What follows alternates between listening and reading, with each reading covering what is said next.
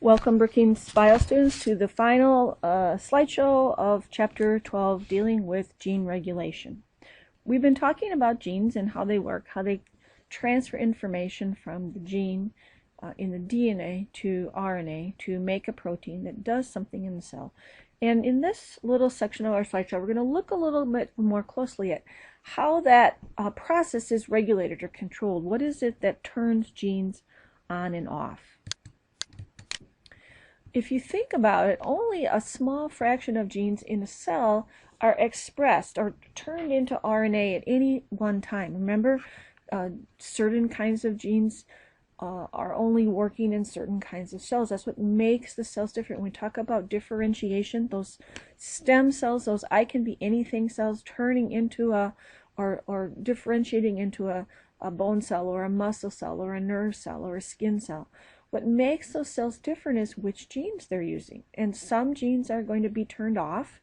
For example, lung cells don't need to be using the information about how to make toenails or eye color, how to make hair. If I'm a nerve cell, I don't need to be making digestive enzymes. Each of the cells is going to become different by turning on or off different genes. And so what we need to look at is how is it a cell is going to decide which genes are turned on and which genes are going to stay silent. We already talked a little bit about those promoter regions in our last slideshow. Remember, promoter is the place where polymerase is going to put down and start to read the information in the code and turn it into an RNA message. RNA polymerase attaches at the promoter region. This shows where polymerase should start reading the information. We also have other kinds of regulatory sites that control whether the gene is turned on or off. And that's what this little section of our slideshow is about. What are those other regulatory sites? So if you look at the way a gene is set up on a piece of DNA, if this is my little part of my chromosome, this is the DNA strand, and there's going to be a section here that is our gene that codes the information for making a certain kind of protein. And we're going to start reading the gene here and stop here. That's where RNA polymerase is going to attach at that promoter region and run along on the DNA and transcribe that information in the DNA code into an RNA message that's going to be made into some kind of a protein. And the information of what amino acid sequence I'm going to use is coded in this part of the gene. Notice now there are also some other regulatory sites out in front here at the beginning of the coding sequence. And so if you think about this whole sequence as a whole series of A's and T's and G's and C's, right? That's what makes up the genetic code. There are some parts of the code that are going to code to make specific proteins, and then there are other parts of the code that are these regulatory sites that control turning on and off the genes. One of the first regulatory sequences that we figured out was found in a bacteria called E. coli, short for Escherichia coli. This is a bacteria that lives in your intestine, and some strains of bacteria can make you sick. We hear about E. coli outbreaks or things where people get food poisoning. But most E. coli is a symbiotic bacteria. It hangs out in your intestine, doesn't cause you to be sick at all. It's a bacteria that naturally occurs in your body. And when we started looking at genes, an easy organism to look at is a bacteria. It's got a pretty simple system. And so this was a regulatory sequence that was first discovered in a bacteria cell. And bacteria organize their genes into groups called operons that work together. So each of these little sequence of gene code here codes for a different protein, a different enzyme. And each of these enzymes work together as part of a pathway, and they help the cell to take in and digest a sugar called lactose. Lactose is the sugar that's in milk. Some of you may be lactose intolerant, and you don't have the enzymes to break down lactose sugar operating in your body. Many people have lactose enzymes working as babies. We drink milk as babies and have the enzymes to break down that lactose sugar. As adults, some adults, those enzymes stay active and they're able to digest lactose and drink milk their entire life. In some people, those enzymes shut down and they don't work as adults, and drinking milk or eating foods that have milk in them can cause you to have digestive upset. So these are genes that are common in lots of organisms, and bacteria have them too.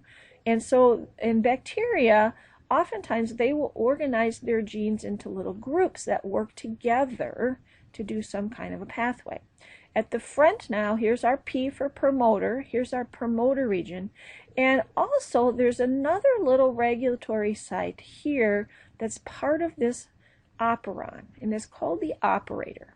We're going to watch a little short movie about how this operon, this sequence of regulatory code and genes work together to either turn the genes on or turn the genes off. The lac repressor protein encoded by the I gene is expressed in the absence or presence of lactose. In the absence of lactose, the lac repressor binds to the lac operator site. Repressor binding to the operator blocks progression of RNA polymerase, like a DNA roadblock. Since RNA polymerase is unable to transcribe the lac structural genes, the corresponding proteins are not made.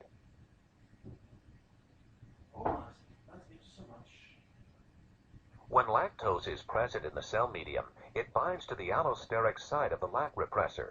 This changes the conformation of the repressor. In this conformation, the repressor can no longer bind to the lac operator site.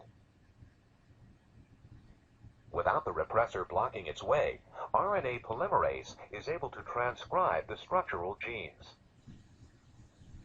Thus, in the presence of lactose, the lac structural genes are expressed. The proteins encoded by the Z and Y genes are required for the metabolism of lactose. Most of the time, glucose is the sugar of choice. Glucose is readily available. That's the sugar that we burn. All living things burn glucose as the sugar. First choice is always glucose.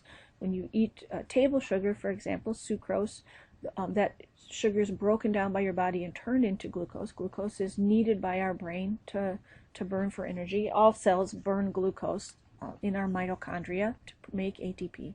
And so if the cell has glucose available, the bacteria cell, it's going to burn glucose. It doesn't need to use these lactose digesting genes because it's not going to be digesting lactose. And so we would like the gene to be turned off. It's a waste of energy, it's a waste of time to make these enzymes if we don't need them. And so what turns the gene off is a molecule called a repressor. When you repress something, it means to hold it down or shut it down, shut it off. And so there's a little protein molecule called a repressor that's made, it's made by one of those regulatory sites out in front here. It's going to make the code to make that repressor protein. And we're going to attach the repressor to this operator site. And that is going to sit and block RNA polymerase from attaching here and running along and reading the information. Basically, when the repressor is sitting in this position, it's going to stop the gene from being read. The gene is turned off. It doesn't work. We don't need it. What if there's no glucose available to the cell, though? What if we need to digest another kind of sugar? If there's no glucose available and we would like to use another sugar like lactose, then we need to turn on these genes that are going to allow the cell to digest the lactose. And so what we have to do in that case is we have to get rid of the repressor. If the repressor is sitting there, we can't use the gene. So we want to remove the repressor. The cool thing about this setup is if I want to turn the genes on, what turns them on is the presence of lactose. If glucose is not available, but lactose sugar is there for the cell to use, the lactose actually binds to that repressor molecule and makes it unable to attach to the operator. If the repressor can't bind the operator, it's going to allow RNA polymerase to attach with the promoter, run along the DNA strand, make message that's going to be turned into the proteins that help to digest the lactose. So it's a pretty cool setup. If lactose is available, the repressor is pulled off and holds on to that so the gene can be read. And then once we use the information to make those enzymes and all the lactose is digested, now the repressor can go back. If there's no lactose there to hold on to it, the repressor can go back and sit on the gene and turn it off again.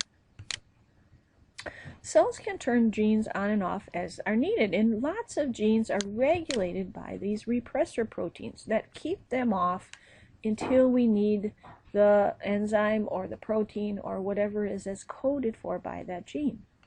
We also have regulatory sites that make proteins that can do the opposite and instead of turning genes off, they can speed up, turn on a gene, help the polymerase get attached quicker and make it easier to read the information. Or they can affect the rate of protein synthesis, how fast the protein is messages being read and turned into a protein. So if lots of places along the way where the cell can regulate or control which genes are on, which genes are off, how fast they're read, and how fast they're turned into proteins. And all of those are ways to regulate or control genes. Let's look a little bit more closely now at how eukaryotes control, because the operon system, grouping DNA code for proteins that work together in a pathway under one set of controllers, one operator, one promoter, is the setup that bacteria use. Eukaryotes are a little more complicated and set up our DNA in a little different way. If this is my gene code, my sequence of DNA, eukaryotes have regulators and promoters sequences that are individual. Each gene has its own regulatory sequences. We don't group genes for proteins together under one controller in operons like bacteria do. So eukaryotes don't have operons, but they have other ways to control their DNA. And so we're going to look a little bit about how that works. Eukaryotes have a more complex system. We have additional regulatory sequence. We call these enhancer regions. They're upstream from the promoter. So if this is my little piece of DNA, remember eukaryotes have introns and exons as part of the code that, remember, introns are edited out and the exons are expressed.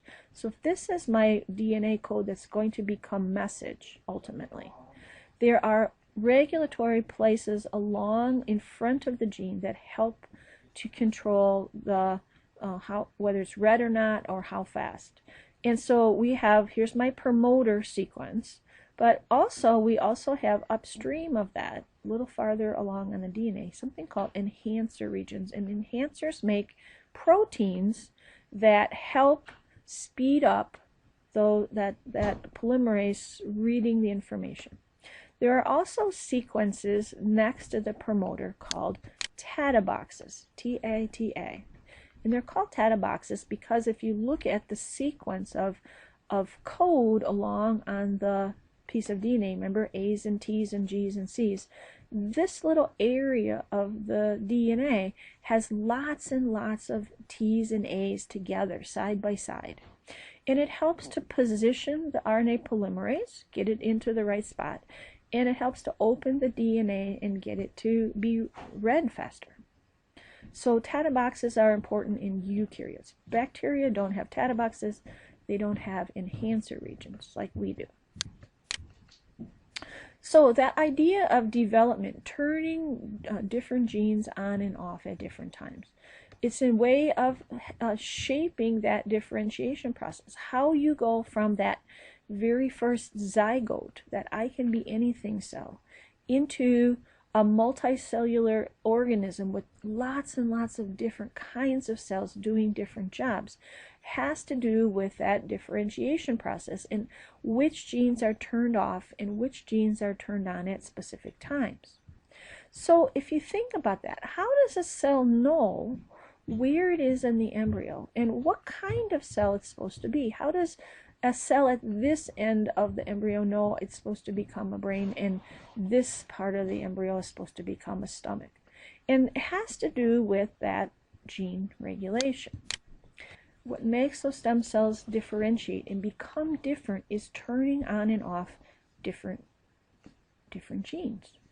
And I'm going to become a muscle cell, I turn on the genes that make muscle proteins. I'm going to become a nerve cell, I'm going to turn on different genes. And so that's what makes those cells different. So how does a cell know where it is in the body and which kind of genes should be turning on that to become a muscle or to become a nerve, and when do those genes get turned on? And it has to do with studies that were done originally with fruit flies. And researchers were looking at fruit flies. Remember, easy organism to do genetic experiments with, lots of mutations in fruit flies that help us study genes and how they work. And so scientists were looking at fruit flies, and they were causing mutations by zapping them with x-rays, and they were looking at what happened to the embryo flies and how they grew and developed. And what they discovered was they found some mutants that had body parts growing in the wrong place. So this is a picture of a fruit fly. Here's its head, and these are its eyes here on the sides. And normally they would have an antenna growing out of the tops of their heads. In this fly, though, this is a mutant fly, and instead of antennas growing here, they got a mixed up signal, and legs are growing out of the top of this fly's head instead of antennas. The genes that control and tell the cell where it is and what to become are mixed up in this fly. And they discovered the genes that control that. They're called Hox genes. Hox genes, when they have are the genes that control where things grow and when. So I'm going to be an antenna. I'm supposed to grow antenna stuff here. I'm going to be an eye. I make eye stuff. I'm going to be a leg. And in these flies, they had their Hox genes mutated, so it caused body parts to grow in the cell to think it was in the wrong place. Since that time, Hox genes with almost identical sequences to fruit flies have been found in lots of different organisms. We found them in mice next, but also humans have Hox genes, very similar, same sequence as we see in other animals. All animals have Hox genes. And the interesting thing about the genes and how they're laid out in sequence on the DNA is they seem to be laid out in the order of how the body is going to form in the embryo. So the genes that control the head are here, and these genes, as I go down the line, control the middle of the body, and these genes at the end of the sequence control the back end of the development. And it's sequential. Just the same sequence of genes on the chromosome are also the sequential genes that are telling the body how to grow and develop in the right order and the right sequence. Similar genes control the eyes of insects.